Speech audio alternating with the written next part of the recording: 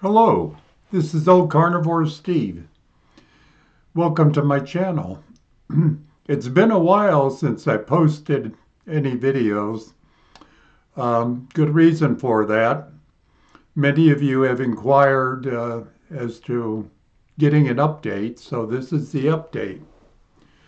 Um, if you remember, or if you've seen my first video that I posted about 3 years ago,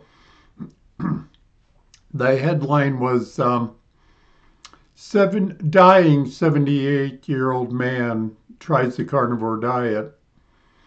Well, that wasn't clickbait. I really felt terrible. And if you look at all of the conditions, symptoms that I had at the time when I went on the carnivore diet, it was pretty bad. It was pretty dire. And I went on the carnivore diet and I had amazing results. And then if you followed me at all, after the first year, I developed bladder cancer. So for the last 2 years, I've been receiving chemo treatments on and off. Uh, I'm off again theoretically right now, but I have to go in for a cysto in probably March or April. So what's happened in between? Well, last year, right after I made my last video saying that I've been on carnivore for 3 years, um, I started getting chest pains.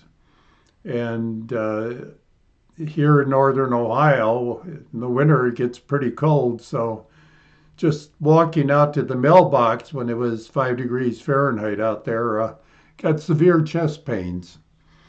And my wife made an appointment for me to see my cardiologist. And cardiologist said, well, we really need to do some testing. So we're going to set you up for a chemical stress test where basically they hook you up with electrodes and they're doing an EKG and uh, then they inject you with some chemicals and they put you on a treadmill and work you out on the treadmill for a while and then you go in another room and they start taking pictures of what's happening to your heart. Well, I flunked my test.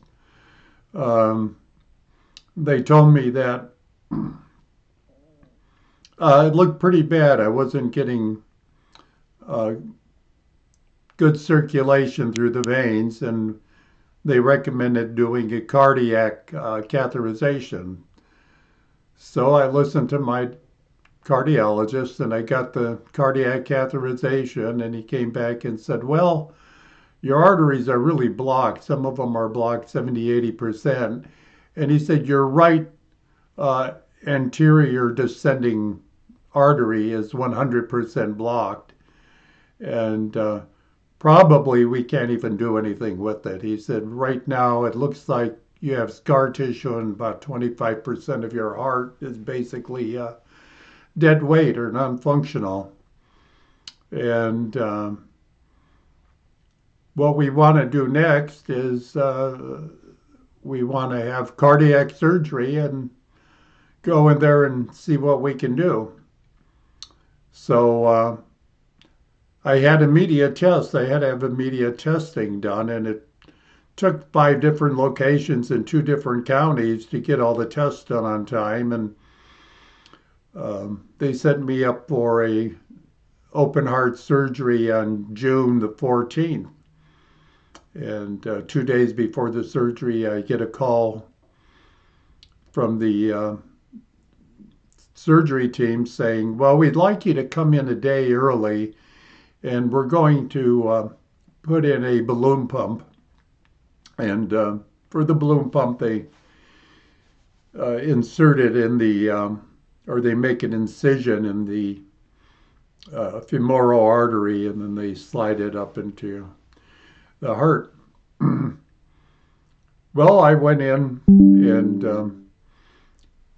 it was very interesting. They had the surgical team there, the cardiovascular surgeon and his team, about 6 people. And then they had another team for the anesthesiologist of 3 or 4 people. And they went through the procedure and they said, well, now we're going to take you to the operating room and we're going to put in the pump. So they took me to the operating room and they put in the balloon pump and they brought me back to my room and they said, well, we don't like the way it's placed. We're going to try to reposition it while you're in your room here, and we'll give you, you know, it's going to be a little discomforting. You'll have a little discomfort. So they went in and they played around with it and they repositioned it and they brought in portable x-ray equipment to take a picture. And then they came back and said, well, it still doesn't satisfy us. We're going to try repositioning it again. So they went back, and the second time, yeah, you might feel a little discomfort, but we're going to reposition it. They repositioned it again, brought in the portable equipment, took another picture, and still wasn't right. So they took me back to the operating room where they had the big monitoring equipment, took out the balloon pump, and they put in a brand new balloon pump. And that seemed to work. And then I had my surgery the next day. And I have to say this, I am very fortunate that we have really world-class healthcare in the Cleveland area where this was done. And the surgeons were fantastic. The team was fantastic. They were very thorough and did a good job. Well, during surgery, nothing went right. All my tests were off. All my blood gases were off. Hemoglobin, everything possible was not right. It took 7 units of blood, and then they brought me back, and I guess they put in a drainage tube right below your breastbone going into the chest cavity there to drain fluids off. And mine plugged up totally. So they had to come in and they put in a second tube. Left the first one in, they put in a second tube, and that seemed to work. Well, I was in the hospital for about 5 days and spent 3 of them in CCU, and then they sent me off to a regular room. But I was flat on my back, and when I took a breath, I could hear the bones snapping, and it was a little disconcerting. It was, I made a joke. I grew up on a small farm, and we used to fix things in the old days with baling wire and rope and masking tape. Well, seems to me what they fixed me with was stainless steel wire and super glue. I had it all over, and took weeks to actually peel off. But at any rate, I went home, and they had me on about a dozen different drugs, including while I was in the hospital, I developed a blood clot in my left arm. It was like hard as a rock, and most of my arm felt clotted. And they put me on an anticoagulant, one of the newer ones. It was Eliquis, which normally you have to be on for 3 months. It's the normal time, or forever. Well, when I went home, I made myself get out of bed, and I walked around in a circle every day about 3 times, maybe just 2, 3, 4 laps, I guess you would call them. I would go from one room to another room. I'd go from the bedroom to the hall, to the living room, to the dinette, to the dining room, and back around again. And that was my daily routine. And it seemed to work, and the clot seemed to go away, and I wanted to get off of the drugs because if you've listened to any of my videos, I don't believe in a lot of drug So I had to make an appointment with another doctor, and he said, uh, "Hey, well, you look okay. We'll take you off. It's been 30 days, even though normally they go on for 90." So they took me off the Eliquis, which was good. But one thing I found a little humorous is when I went to the first excuse me, the first cardiologist I saw said, "Well, you know, your right anterior descending artery is 100% blocked. You know, we call that one the widowmaker." I said, "Okay." And then after I got done with him and I had the cardiac catheterization, I had to go to a consulting cardiologist, the second one, to check on what the first one was doing. And he looked at the results and he said, "You know, your right anterior descending artery is 100% blocked. You know, we call that one the widowmaker." And to make a long story a little shorter, the cardiac surgeon, when I went into surgery and I had this surgical team coming in there explaining what they were going to do, said exactly the same thing. So I've had the surgery, and I went through a round of chemo with the cysto, and then I had to go through cardiac rehab, which was, I think, 36 sessions I had of rehab. So I went to cardiac rehab, and I'm alive. I'm moving around, but it's winter here, and my cardiologist said, "No, you can't go out if it's below freezing. You have to have your face covered. The cold air will do a number on you." And I said, "Well, what about snow blowing?" He said, "No, no, no, you can't snow shovel." I said, "No, snow blowing. I got a snow blower. It's, push button start, and it's got these little levers that help you turn it. And it's pretty easy to do." He said, "No." He said, "You can't do any snow blowing unless it's over 38 degrees," which you know what that means. Okay. So at any rate, here I am, and I, I was on about 12 medications when I had my surgery, and then it went down to I'm on 5 right now, so I got rid of 7 medications, and I'd like to get rid of them all, but my cardiologist told me, "Hey, no, at your age, even before the surgery, you should have been on these medications, and it's forever. I mean, if you're not on them, you're going to die." Well, I'm going to die anyway, but I don't know if those medications are really going to extend my life or what it is. I mean, I believe in medications. If you've got a infection, I believe in an antibiotic, but you don't take it forever. And as a matter of fact, if you do take it for a long period of time, it can have negative effects too. Uh, anyway, I'm in a little bit of quandary right now. I'm sort of on a quasi Mediterranean diet, which I recommended. You tell them carnivore and they go ballistic. Uh, Even though I'm happy to see they changed the food pyramid, they basically inverted it, which I think is a great thing. I did very well on an inverted pyramid for the first 50 years of my life, and then I decided to get healthy and follow the old USDA guidelines, which were all these carbs. And uh, not that I wouldn't have had ailments anyway, but I think it helped speed up my illnesses by eating all those carbs and processed foods.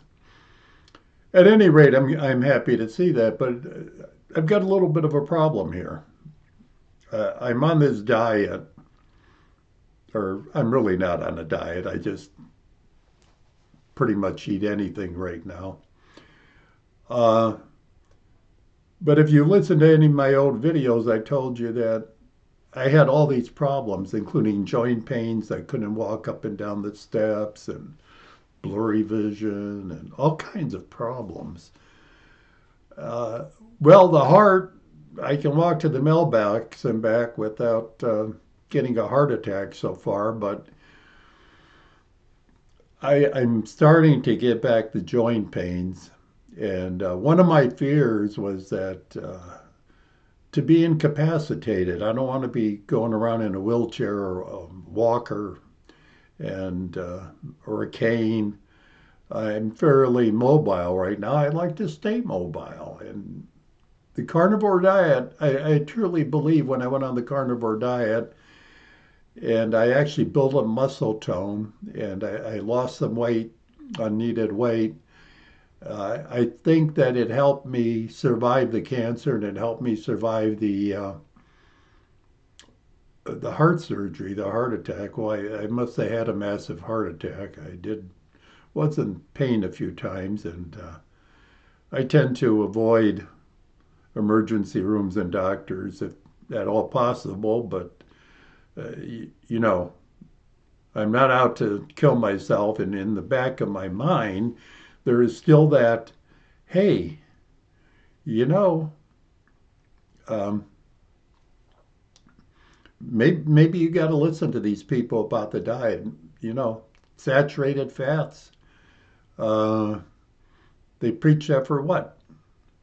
60, 70 years of the saturated fats. When did they start that? In the late 50s, early 60s? I don't remember the dates. But, and I'm thinking, well, I really don't want to kill myself. If I go on a carnivore diet, is that going to have a negative or a positive net effect or a negative net effect? And one part of me is telling me, hey, it's great. Go on a strict carnivore diet. You never felt, well, I probably did feel better, but I felt so bad when I started the diet. I was 78 that I was really in terrible, terrible shape. And when I went on the diet, I really, compared to how I was, I felt fantastic. Now, whether it was really fantastic compared to how I felt in my 30s, I don't know. Might have been. But that's my problem. Should I go on a carnivore diet or should I not go on it? And, I think of this analogy I heard somewhere. I don't remember exactly where. I think I heard it a couple of times. And they said, well, cholesterol it really helps repair the mitochondrial cells, and you need it to help repair your body and to be healthy. You need cholesterol. But when you have a heart attack and the doctors go in and they find cholesterol there, they say cholesterol is the culprit. It's blocking your arteries and your veins.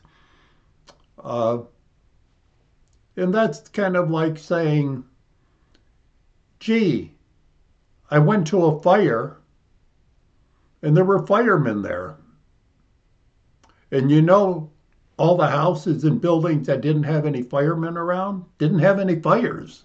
So therefore, if you eliminate firemen, you eliminate fires.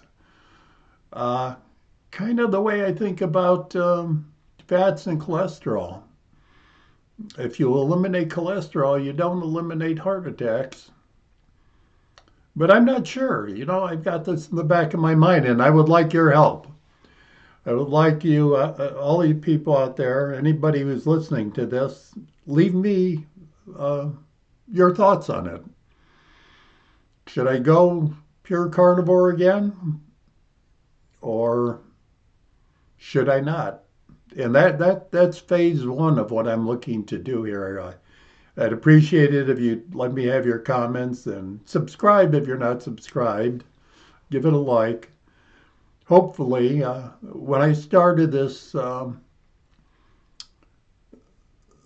YouTube channel, I started it and I said it was going to be a story of my journey on carnivore. Well, I don't know if the journey's over yet or not. I don't think so, but we'll see.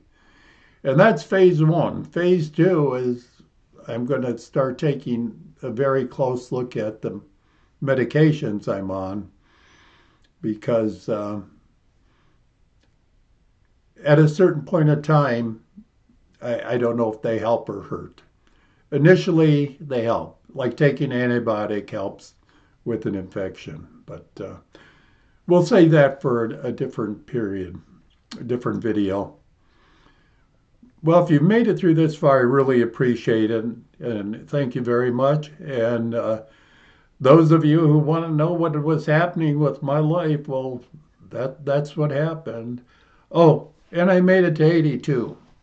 So another milestone, which I think is okay. You know, the peak life expectancy back 4, 5, 6 years ago was 78, and that included men and women on average. And usually women brought that average up and men brought it down. So probably it was a little lower for men, but it's been dropping ever since. I think it's been dropping the last 5 or 6 years. And for men, it might be down as low as 72 or 73 years now. So, you know, if you look at that, you could say, well, I'm doing better than average. And I did better on average in my early years for a reason, which I'll get to in another video. Okay, again, thank you for listening, and goodbye for now.